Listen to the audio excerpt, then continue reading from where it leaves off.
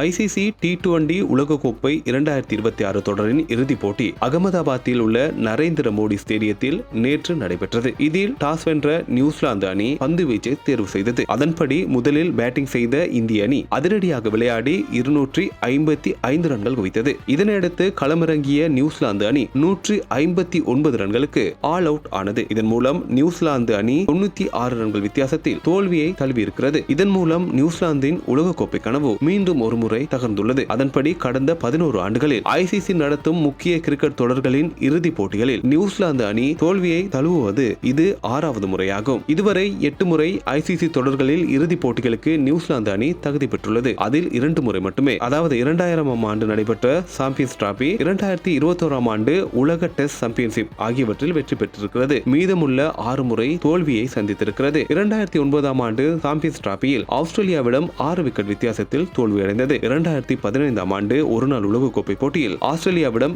7 wicket வித்தியாசத்தில் New Zealand அணி தோல்வியை தழுவியிருந்தது. 2019ஆம் ஆண்டு ஒருநாள் உலகக்கோப்பை போட்டியில் இங்கிலாந்துடன் நடைபெற்ற போட்டியில் பவுண்டரி கணக்கு அடிப்படையில் தோல்வியை தழுவியிருந்தது. 2021ஆம் ஆண்டு T20 உலகக்கோப்பையில் ஆஸ்திரேலிய அணியிடம் 8 விக்கெட் வித்தியாசத்தில் தோல்வி அடைந்திருந்தது. 2025ஆம் ஆண்டு சாம்பியன்ஸ் டிராபியில் இந்தியாவிடம் 4 விக்கெட் வித்தியாசத்தில் தோல்வியை தழுவியிருந்தது. 2026ஆம் ஆண்டு T20 உலகக்கோப்பையில் நேற்று நடைபெற்ற இந்த போட்டியில் இந்தியாவிடம் 96 ரன்களில் நியூசிலாந்து அணி தோல்வியை தழுவியிருக்கிறது. இருப்பினும் ஐசிசி தொடர்களில் அதிக முறை, அதாவது 14 முறை அரையிறுதிக்கு முன்னேறிய அணி என்ற பெருமையை நியூசிலாந்து இப்போதும் தன்வசம் தக்க வைத்திருக்கிறது.